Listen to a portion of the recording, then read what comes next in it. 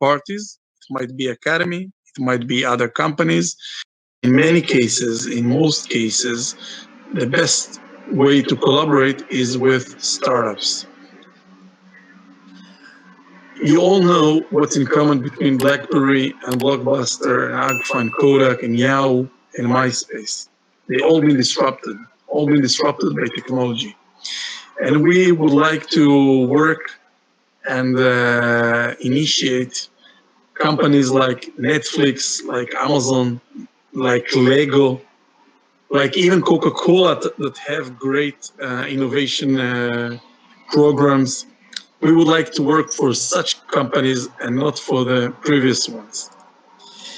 There is an arrogance of success in corporates to think that what used to work for them in the past is going to be sufficient for tomorrow. And if there is one thing I wanted to take out of my presentation, is that what used to work for you till now is not enough anymore. And it's not going to be enough for tomorrow. And I think that the COVID-19 brought this understanding to many, many companies that realize that they have to change. The best thing for innovation these days is the COVID-19. And why is that? We are lucky. We are lucky because technology nowadays allows us to innovate and to move much faster than before. With the technology nowadays, we can reach 50 million users in weeks. And I must tell you that the telephone of Graham Bell, it took 75 years to reach 50 million users. But nowadays, you know how much time it took Zoom to reach from 10 million to 300 million users. Really short time. And it is all thanks to technology. The day after COVID-19 is going to look different. I've recently published an article at Innovation Management about my perspective toward the day after the COVID-19. And with your permission, I will share with you some of my ideas. The first one is going to be a process. There is not going to be a single day that's going to be behind us. That's going to be the day after the COVID. No, in each and every country, it's going to be a process. In each and every country, it's going to be on a different day. So it's here to stay, and it's going to take time. And a lot will look different in this day after the COVID-19. A lot. We already see many aspects of our life, the private life and also our business life, look different from how it looked 3 or 4 months ago. Everyone moved to online. Everyone. It means not only our clients, because we see, of course, the e-commerce is growing, but also employees move to online. E-learning, for example. We'll speak about working from home in a minute. Everything moved to online. There is a lot of implications out of this fact. And the DIY, many of our clients are willing to do a lot by themselves. That's the kind of new service we should, when we are talking about the customer journey, digital journey, a part of it is the DIY, to allow the client, and by the way, also our employees, to do things by themselves. And this is something we can leverage in order to save money, because we make someone else do something that we used to do as corporates. So that's a real opportunity for companies. Working from home is something with, again, huge impact. Just imagine companies that will allow, and already do so, that will allow their employees to work 2 days from home out of 5 days. This means they can save 40% of their office space. This will have a huge impact on the rent prices, on the real estate prices. And I can tell you that not only in Israel, in many countries around the world, we see more and more companies that allow their employees to work from home at least in a part of the week. So it's going to be a kind of hybrid work. And of course, there are many challenges when you're working from home, and there are many relevant technologies that help dealing with these challenges.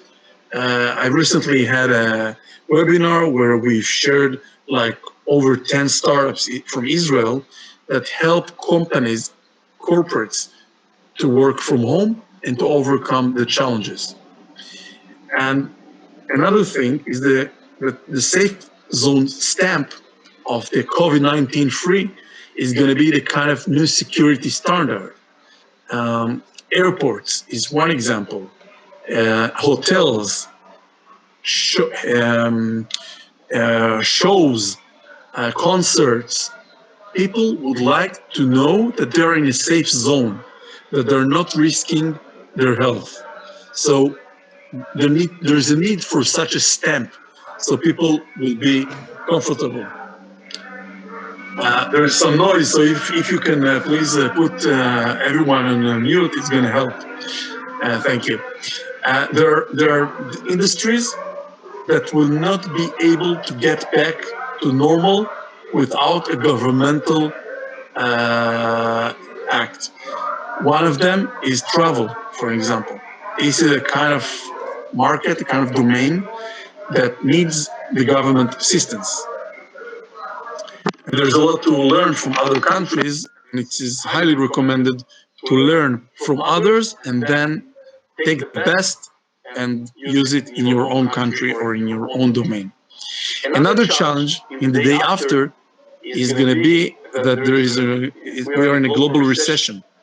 And in a global recession, the challenge for corporates is to sell more in less time, in lower margins, in lower prices, because everyone is looking into discounts, and selling more is only going to be based on new technologies. This is a great time for creative solutions, for creative thinking, but the best challenge is the execution, to execute fast. Execution is key in order to get prepared for the day after and also for the second or third wave of the pandemic. And everyone is going to speak about efficiency. Everyone is going to look and already look to maximize efficiency. And it's going to happen only with technology. During the COVID-19, we could find corporations that were more flexible than others. And these corporates were those that were more tech-oriented. So if there is one thing to learn out of the crisis till now, is that corporates that are more oriented with technology, that have implemented more technology, were more flexible to handle the crisis. So we all better have more and more technologies in order to get prepared for the future, for the upcoming crisis. All these brands were not with us till recently, and they are here with us only thanks to technology. Uber is the largest taxi company without owning a single taxi. Facebook is the biggest content provider, and we provide the content. Alibaba, the biggest retailer without inventory, and Airbnb, the largest accommodation company in single real estate. And again, it's all thanks to technology. And technology also brings new competitors. Who could imagine that Alibaba would operate robots in the hotel industry? Who could imagine that Alibaba are going to operate car vending machine in China? Who could imagine that Amazon is going to be in the insurance space? And what I want you to take out of this slide is that when you wake up in the morning, you think that you know who are your competitors, and then think twice and maybe more who are your competitors, because your competitors might be new ones that will use new technology and surprise you. And you better be the one to surprise the others with technology. There is one type of people and managers that prefer internal innovation. I highly recommend external innovation. And I will talk to you in a minute about the advantages of open innovation, of external innovation. And the basic idea of open innovation is the understanding that no matter who you are, even Google, even if you're working for Facebook, most of the smartest people work for someone else. That's a matter of statistics. And if you agree with that, then let's work with these else, with these third parties, with these people that are not working for us in the company. That's the basic idea of open innovation. The idea of collaborating, partnering with others, with third parties, with people that are not working for us. And the open innovation is the lowest risk with the greatest ROI. And I'll try to convince you in the next few slides about that. You know what's in common between all these brands? All these brands are Israeli startups that grew to unicorns. Startups that grew to companies that their valuation is over $1 billion. And what's in common between all these brands, all these corporates, and in total 536 multinationals, all these 536 multinationals in the size of these brands are constantly looking for innovation, are constantly looking for the next ways, for the next Fiverr, for the next WeWork, for the next Via, for the next Tabula. They want to put their hand on the next unicorn when it is still a small company before their competitor does so. They realize that Israel is a great place for innovation. And with this innovation, these corporates are looking into staying the winner, staying the best, having the best quality, improve the quality, being with the highest speed, getting to markets faster, having an efficiency operation, improving it, reducing cost, improving revenues, and it is all based and relying on technology. That's the reason why these corporates are doing open innovation with Israeli startups. And the Israeli ecosystem in Israel is quite unique. There is one startup per less than 1,400 Israelis. Just to compare, in Europe, there is one startup per 20,000 Europeans. And also in terms of VC investment per capita, in Israel it is 1.5x over the US and 30x over Europe. So there is a lot of available funds to invest in startups. So all these corporates that are coming from abroad are looking into leveraging Israeli innovative advantages with startups and develop significant competitive value for the corporate, its customers, and partners. And of course, they can do the same in many other ecosystems, working and collaborating, partnering with startups. When you are asking these corporates, why are you doing open innovation? They explain that without innovation, they can have, of course, a regular growth with M&A and with the regular business. But if they want to beat their competitor, if they want to achieve an extra growth, they have to innovate. And when you are talking to these corporates and asking them about their drivers to establish innovation activity, 77% are saying that their open innovation activity is in order to develop their core capabilities. And then they also tell you that they are looking into access unique talent profile, disrupt business model, acquiring local R&D assets, and so on and so on. But the basic is to develop the core capabilities with partnering with startups. And their key challenges are, of course, to bridge the corporate and the startup culture, because the corporate culture is one thing and the startup culture is another thing. This is really the key challenge of open innovation, bridging between two different, totally different cultures. The Israeli ecosystem is unique not because we have many startups, endless number of foreign delegation, hundreds of professional investors, hundreds of accelerators, incubators, and hubs, the 536 multinationals, great public universities. That's not the reason why the Israeli ecosystem is unique. Because there is also an ecosystem in San Francisco, and in Paris, in Brazil, in Japan. The uniqueness of the Israeli ecosystem is that all these players of the ecosystem are collaborating, are partnering, are sharing information one to the other. And thanks to that fact, all the ecosystem is moving faster, faster than other ecosystems. That's really the uniqueness of this ecosystem. If you would like, I would love to tell you more later.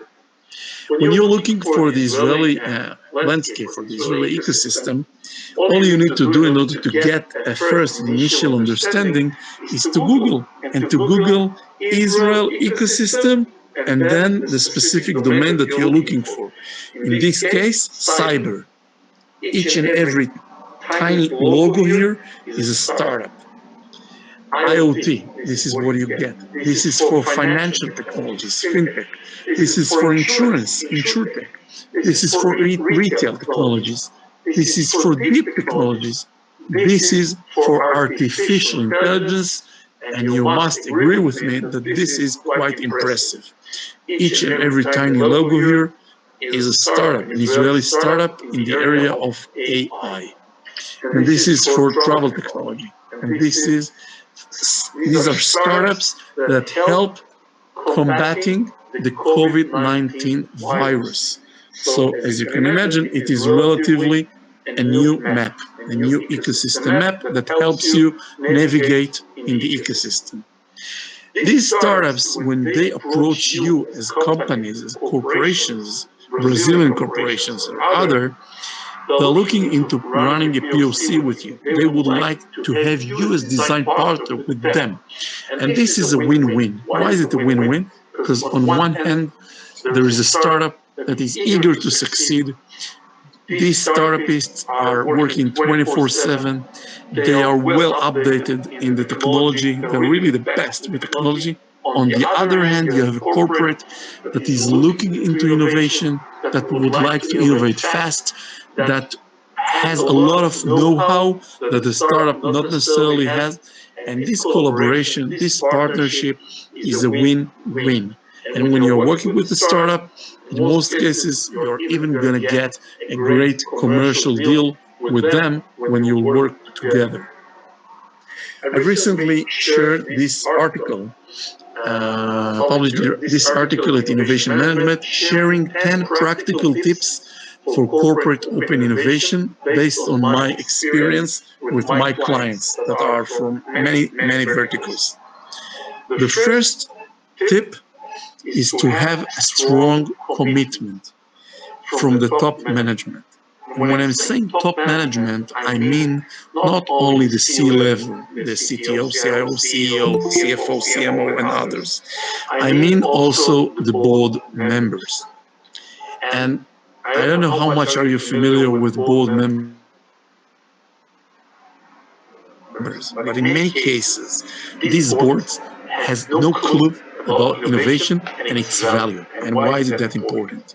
And in those cases, when the board members are not familiar with innovation and its value, they actually, the fact that there is a lack of know-how, they risk the future of the company. So if this is a really important tip.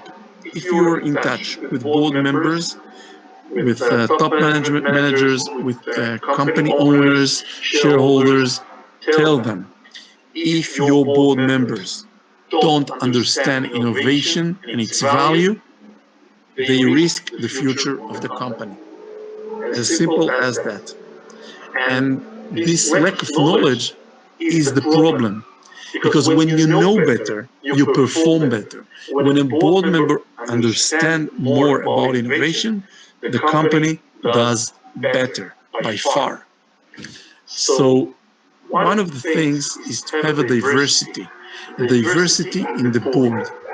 In most of the boards, there are great and very smart and well-experienced board members, but their experience is with finance, is with business, not with technology, not with innovation.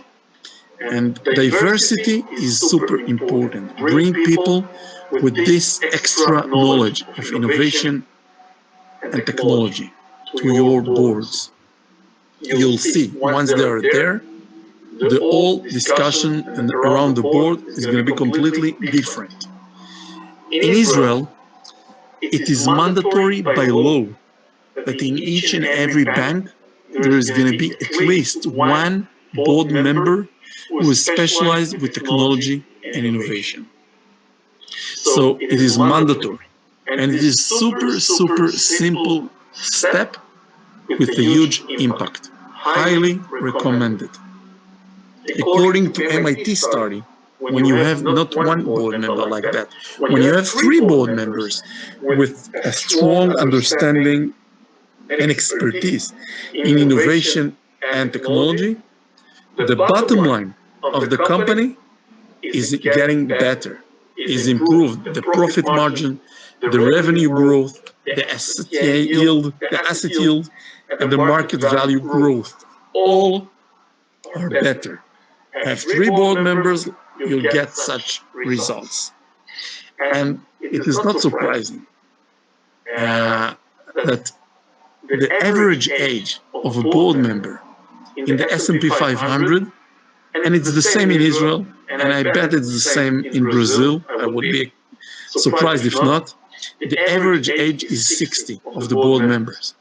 With all the respect, these days, when things are moving so fast, there has to be younger people around the board. I don't say that all the board members should be in their 20s, but definitely there is a need for diversity, not only in the experience and knowledge, as I just mentioned in the previous slide, but also in the age of the board members. Bring young people who are more connected to technology, who are more familiar with the needs of the young people. Bring them into the board. It's important. And again, in Israel, in the governmental companies, the goal is to have a diversity of 20% of the board members below the age of 40. Again, highly recommended. Super simple step, huge impact. And when you have such a diversity around the board, suddenly the board is speaking about innovation. Suddenly they allocate budget for innovation. Suddenly the board members meet entrepreneurs. Suddenly they have follow-up on the budget. What has happened? Which type of activities were been done in the innovation area? Super, super important, huge impact. This was the first tip. The second tip is going to be having an innovation leader, a single point of access in the corporate, one that startups would know he's the one or she's the one to approach. This is the one that will take the startup hand by hand toward all the process in the corporate, which is not easy in many cases. So you have to have one that everyone in the ecosystem knows he's the one to approach in order to move forward with the corporate. The third tip is to update your challenges.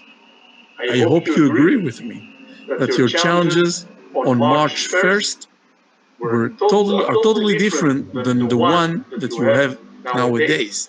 So it's highly recommended to update the challenges every quarter and share the challenges with the ecosystem. Once you share your challenges as a corporate with the ecosystem, you will get great initiatives from entrepreneurs, from academy, from other companies that would love to work with you. The fourth tip is to get rid, fire, not hiring people with tons of ego, people with the NIH syndrome, not invented here. People, when they see someone that has invented something they were not thinking of, they are not collaborating. They refuse to work with. These type of people risk the future of the company. Get rid of them. Hire and promote only people with the fear of missing out, people who are curious, people who are looking into collaboration. In 2020, a good manager is not one that manages many people, is the one that is open for many partnerships, one that manages many partnerships. This is a good manager in 2020, according to my view. The fifth step is to speak the startup lingo. Be available 24/7 for the startup. Speak in their lingo. Startup would never speak the corporate lingo. A corporate that wants to work with startup should speak the startup lingo. And keep your mind open. When you see a startup, when you meet a startup, start the meeting and finish the meeting thinking why yes, why I want to work with this startup. No, why not? That's not a way. Think positively. Why this startup might bring us a value? Why it works? It worth for us to work with this startup. Keep your mind open. Super important. I have many examples about it. We'll talk about it later because I want to leave time for questions. The sixth step is treat startups with respect and as partners, not as suppliers. I can tell you that many corporates would like to be attractive for startups. And what they do is that they pay the startups immediately, on time, not in 60, 90, 120 days. Because in this simple step, they send a signal to the ecosystem, to the startups, that this corporate understand that the startup is not their bank. Startup needs the money. It's not a regular partner. It's not a regular. It's not like regular supplier. It's a partner. This partner, if you don't pay them on time and immediately and as soon as you can, they might not be there with you tomorrow. The seventh tip is to allocate budget, and I can tell you that innovation doesn't require that much money. It's much cheaper than developing it by yourself internally. Open innovation is by far cheaper than any other alternative. So if you have the budget, move forward with the startup. If you don't, tell the startup openly, transparently, no, we don't have budget for this quarter. Maybe we're going to have next quarter, next year, or whatever. But be transparent with the startup. How to measure the success of innovation? In the first couple of years, please don't measure it by return on investment, by ROI. I measure innovation by the number of POCs. The more POCs the company is running, the more people in the company meet startups, the better performance, the better open innovation activity. And innovation is like a muscle. The more people in the company will try, the more the company is going to be relevant and innovative.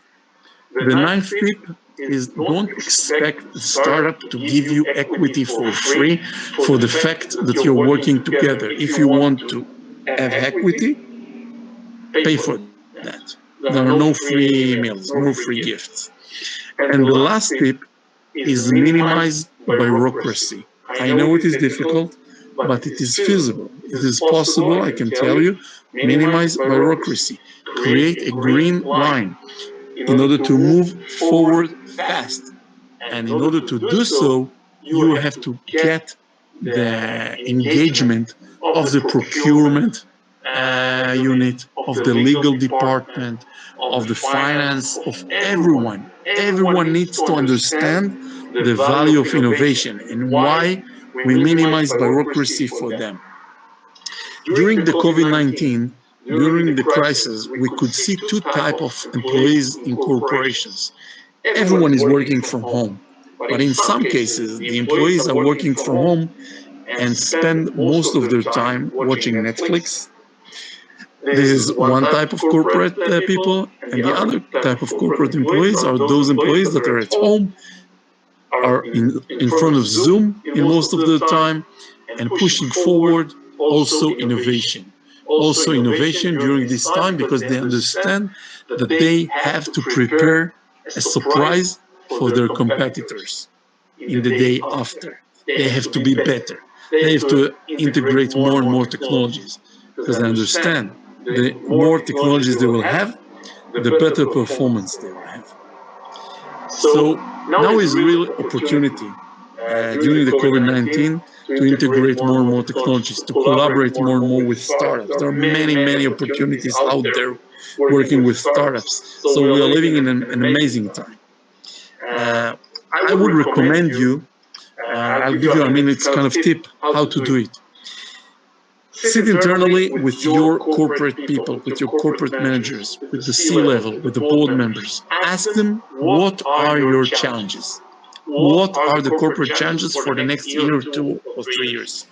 Then look into the ecosystem and search, explore, search for relevant startups that fit, answer the needs, the challenges of the corporate. Create a list of dozens of solutions. Then share this Excel with the list of startups with your colleagues. Ask them to give a kind of a number between 1 to 10, a grade. How much is it relevant for the company? So each and everyone is going to give a different grade, and then take the average and meet the best 10, the 10 that are most relevant for the company. Ask these 10 startups to come for 30 minutes even via Zoom. 10 minutes speech, 20 minutes Q&A. And then at the end of the day of this innovation bootcamp, make your managers decide with which out of these 10 startups that you want to work with. And then set a second meeting as soon as you can with these relevant startups and move forward into a POC. This is my experience how to really start innovation as soon as you can in the most efficient and valuable way. Thank you very, very much. And now I'll be open and more than happy to answer your questions. If you want a copy of the presentation, you're more than welcome to approach me. I love sharing the presentation. And in general, I love sharing because otherwise I wouldn't speak and work in the open innovation field. That sharing and partnering is really the core and the basic. So thank you very much. And now I will stop sharing.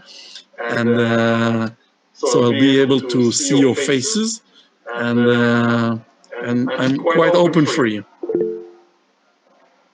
Guys, thank you very much. Itai, thank you very much. And now we have Q&A moment, so please turn on your mic and then just drop your questions. And then Itai definitely will try to answer those questions. Does anyone has a question? I do have one, Itai. We are facing a quite period of time, like many struggles. Each day are challenges. Most of them, of course, based in healthcare. Trying to foster the vaccine, develop the vaccine.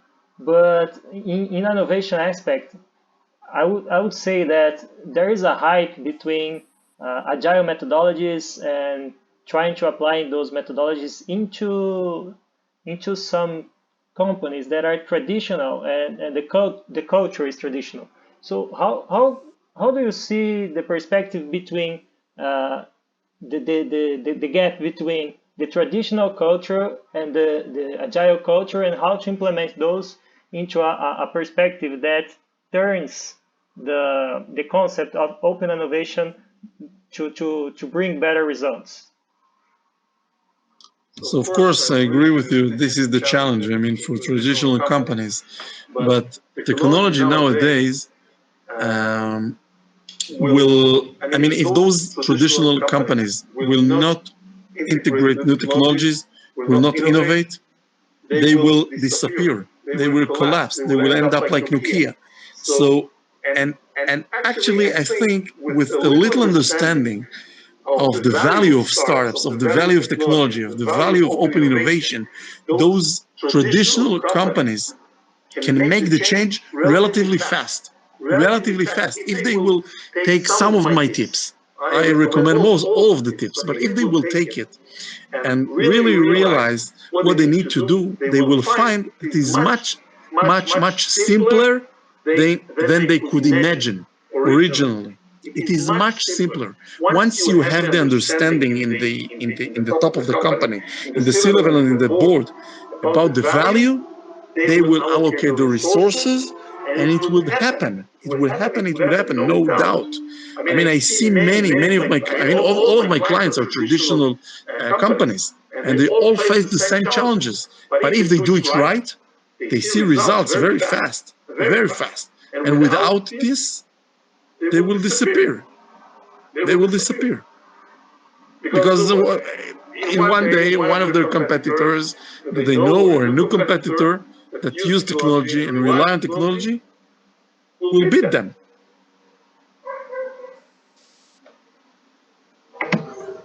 I have a question. I don't know, going to the beginning of your presentation, when you said that the key thing, I think, are you hearing me? I see someone making like a... Yeah, we are showing. In the beginning of the presentation, when you said that the key thing of the Israel ecosystem was about combining or collaborating, that's the word you use, that's something cultural, and that's something that we don't have here in Brazil at all. So we really are competitive with each other. Our ecosystem does exist, but it's a fragile ecosystem, and you see like the same people trying to fight for it for a long time. And I don't know if you do have some initiative, private or public, that try to build a more collaborative ecosystem, because I do agree that this is key, and I think this is the first step that we need to do here in Brazil. And I don't know how can someone or an entity have an initiative that will work towards that. I understand it's a matter of culture. I agree, but I think this is something there is what to do. I would recommend on establishing, creating as many communities as you can. A community for entrepreneurs in a specific domain, community of investors, community of academy people, community of corporations in each and every sector. Start creating communities.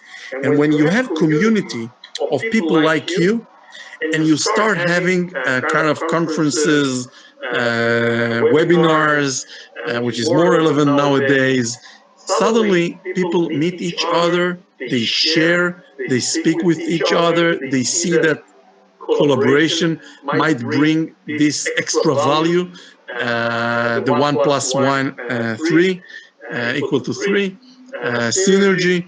Suddenly people would see that once they collaborate and share, they reach better goals. I can tell you that in Israel, there are many, most of them are, I personally think that the most effective platform for communities is WhatsApp. That's in Israel. In Brazil, it might be different, but I would not recommend on Facebook, for an example, because Facebook, on each and every post you have, only maybe 10% of the group member see that post.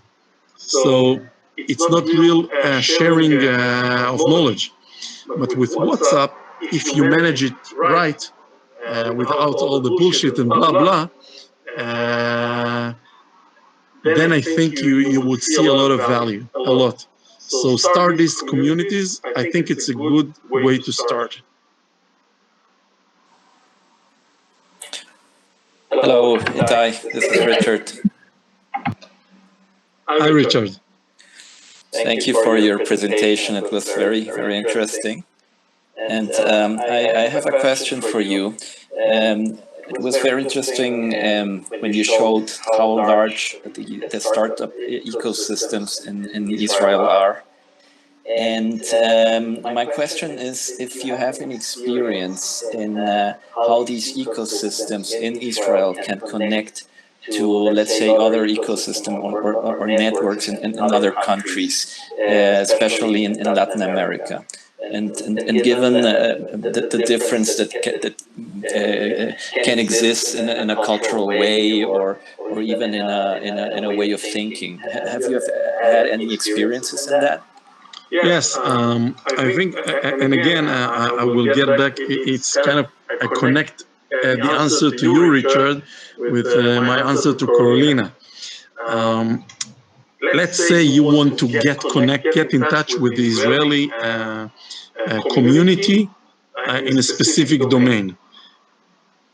Just talk to me. Just send me a WhatsApp. It would take you 15 seconds, maybe 30 seconds. I will send it to the relevant community manager in Israel of the specific ecosystem that you're looking for. And let's say in totally, it might take 1 minute that you both are going to be in touch. And I can tell you that there are many Israeli communities of startupists, for example, that are looking and are eager into working with other ecosystems around the world. Because at the end of the day, the Israeli commercial market is very small. Israel is 8 million people.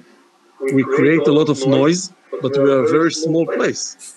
A lot of noise, sometimes it's bad, sometimes it's good, I don't know, but create a lot of noise. But you are a huge country, you are a huge market. This is a huge opportunity for those startups, for those communities. So they are eager to work with you, to collaborate, to share, to work together. So it's really a great opportunity for both sides.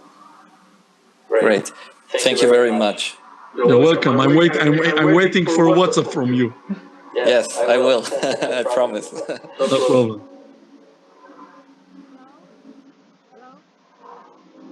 Who is trying to speak? Do you have anybody else to ask some questions? Hello, can you hear me? I can hear someone who's trying to speak. A lady. Yes. Yes, hi. We can hear you. Yeah, we can hear you. Yeah. I'm Satomi from Japan. Yes. Thank you for great presentation today. I know a lot of Japanese traditional companies want to collaborate with startups, but here in Japan, we don't have many startups, and also ecosystem same as Brazil. And I know some Japanese companies want to collaborate with Israeli startups. So I also want to connect with you and please share some communities in Israel. I'll be more than happy, Satomi. I must tell you that Japan is one of the growing markets that Israeli startups are working with in many domains, in the cyber domain, in other domains. We see more and more Japanese corporations working with Israeli startups and get huge value out of it. Japan is absolutely a growing market. Originally, United States was the market that Israelis were approaching. But nowadays, we see more and more working with other territories, and Japan is definitely one of them. So I'll be more than happy to be in touch with you. Thank you so much. I will contact you. Thank you. What time is it now in Japan? Now, 4 a.m. Wow. Wow. Wow. Wow. Impressive. Yes, but I'm excited. I'm very excited of your presentation because you are very knowledge about Israeli startups. So I want to talk to you, and I was really interested in participating here at this presentation. Thank you very much. Thank you very much. It's our pleasure that you woke up at 4 a.m. or 3 a.m. in order to be with us. Thank you very much. Thank you. Thank you. Itai, I do have another question to you. Have you been working with many companies, many sectors? Personally, which one that drives your passion, that brightens your eyes to tackle some issues, to tackle some problems regarding the planet? I mean, we do have education, healthcare, security. Which one is the one that personally for you drives you like brightening your eyes to solve some of the problems? I mean, for me, is education. I do have a passion about education because for me, like education can transform people, can engage more critical thinking, can can transform society into another perspective. So for you, which sector, which company, Israeli company or other company worldwide, which one would you like you to work together or to solve some problems relating to those global issues? I tell you just in general, without mentioning a specific company, I think that healthcare is nowadays super relevant.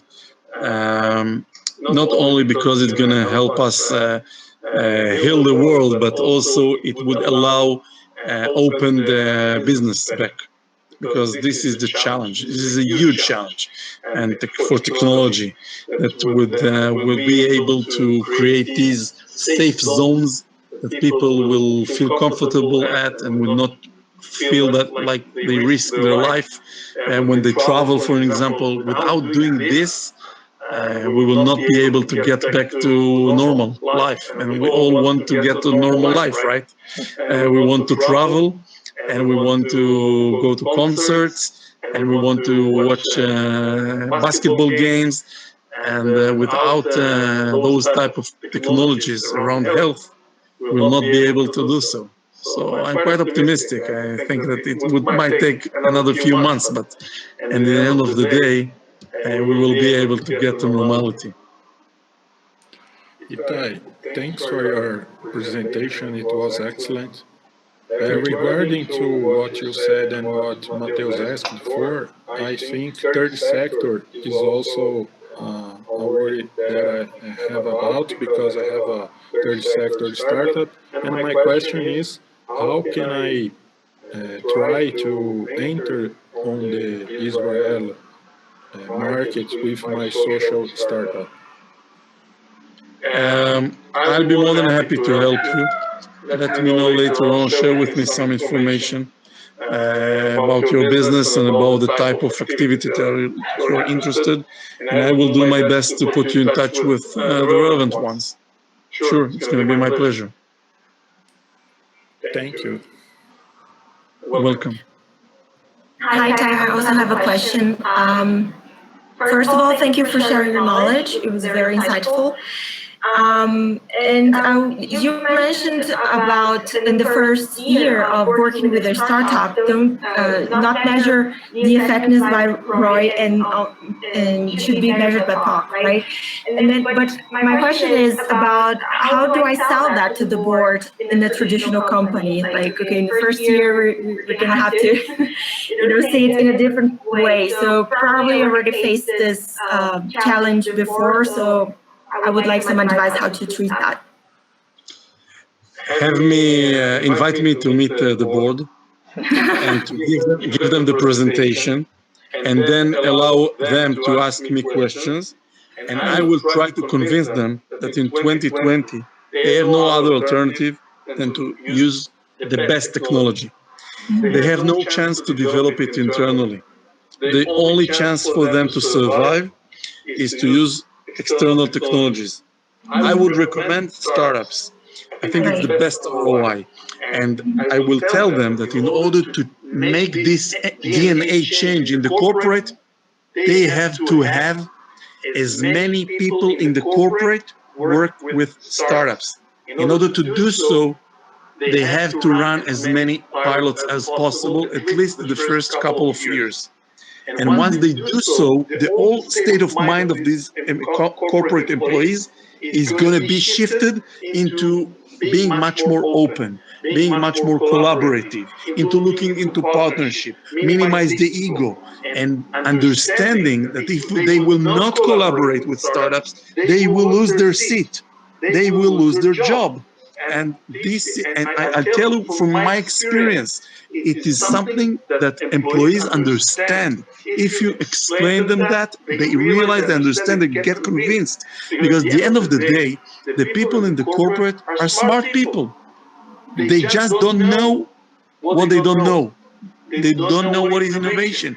But if you educate them and you make them be part of this journey of working with open innovation, they will be your best partners. And this is super important. Again, innovation is like a muscle. You have to train it. You have to do as many pilots in order to really make the corporate be prepared for this new era. And working with startups is the most efficient way to do so. That's So I'm great. waiting for an invitation. Yeah, for sure. Thank you. The board is the key. The board. Yeah. It's really key. This is the key. In many corporates, the board is a real obstacle. It's a barrier. They like put a bullet in their head. Really, they shoot a bullet in their head. They don't understand that if they will continue with what they used to do, they will end up in bankruptcy.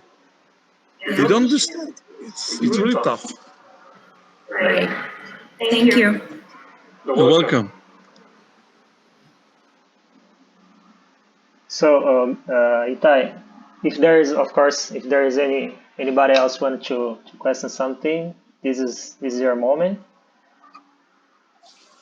Is there any question? So, Itai, on behalf SingularityU Guarulhos Chapter, on behalf for my personal experience with you and having accepted my invitation and join us and sharing knowledge, I'm really thankful and glad. Of course, I also say in the name of everybody here. So thank you very much. It was a really impressive content, and for sure, definitely we will have many messages throughout your number.